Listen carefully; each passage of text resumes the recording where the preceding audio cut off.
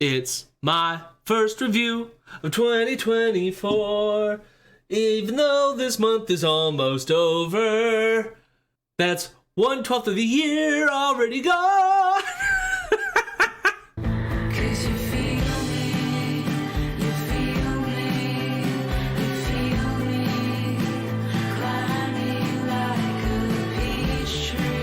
UK singer and songwriter Marika Hackman has returned for their 4th studio album, Big Sigh.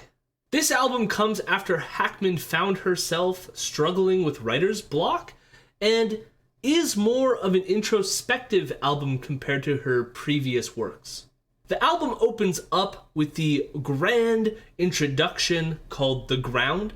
It is a great way to introduce this project, combining both electronic and more grounded elements, which are then featured throughout the rest of the album.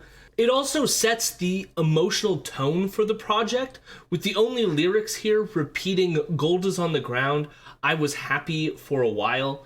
So be prepared to see Marika here reflect on a relationship for which she was happy for a while, but is sadly coming to an end, or happily, depending on how you look at it. I should also highlight that the string swells on the back end of this track are piercing, and the way the song abruptly ends, you feel like you're going to be sucked into this depressive world, and it is a great way to start this.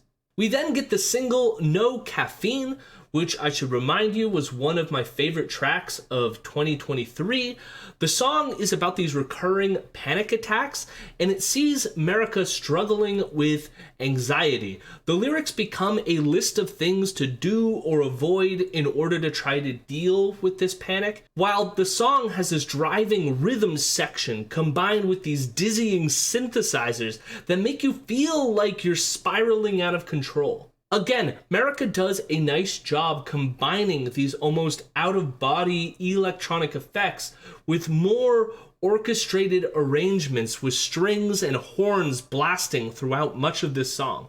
This is followed by the title track of the album, Big Sigh, which is more of a straightforward alternative rock song with some grunge-like elements. Sadly, most of this song is kind of forgettable for me. It sounds almost derivative, like I've heard other artists make similar songs. However, the pre-chorus is probably my favorite part of the song, as well as the final chorus, which is grand and introduces more horns and other arrangements. You wouldn't think horns will come into play on a grunge-like tune, but they do come in and they sound great. But my main issue with this song is how obtuse it is lyrically, especially in contrast with the rest of the album. We get lyrics like, "We got grease on our feet and a bag of weather." And I don't mind abstract lyrics, but I can't even convey what that means. Like, what the hell is a bag of weather? And because the lyrics are so obtuse, it makes the emotional build of this track feel almost unearned. The song Blood is more of an acoustic guitar track, and the lyrics feel a bit more concrete, especially compared to the last one, and I get the sense that this song is about feeling trapped, possibly in an abusive relationship. The chorus on this track is compelling both lyrically, with the imagery of having your blood sucked, but also musically, as there's this almost distant-like ambulance groan in the background, with these deep piano hits that really punctuate the emotional tone of this song. But then this post-chorus comes in that is a bit airy and ethereal, and I get the sense that it's supposed to heighten the emotions even more, but it fails to connect for me.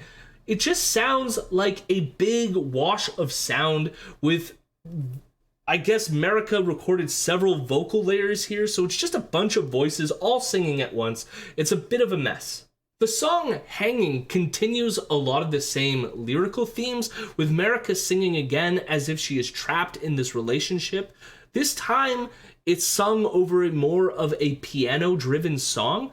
There's also this element of self-victim blaming where she reflects on how good and yet bad her partner is, and therefore how she deserves what she is getting in some way. Of course, no one should have to feel this way, but especially, going through something like this, it's very understandable, and you feel sorry for Marika in some ways, but you can also relate to it.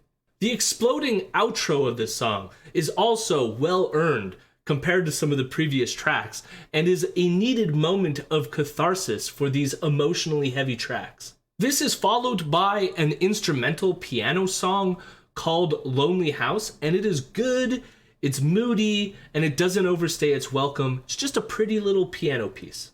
This is then followed by a very weird and abstract and blunt song called Vitamins, which contains just brutal lyrics about being in her mother's afterbirth. The electronic buildup at the end of the song is incredible. It feels like you're slowly decaying after Marika is done telling us that we are nothing special and neither is she. The album then picks back up with the amazing song, which was also a single, called Slime, which seems to be about wanting someone, but it is simultaneously filled with this sexual but grimy energy, like things are slimy, they're sticky, they're gluey. The buildup during the pre-chorus is incredible, with these amazing horn sections really just driving home the sexual energy of this song. After Slime, we get another great song with Please Don't Be Kind,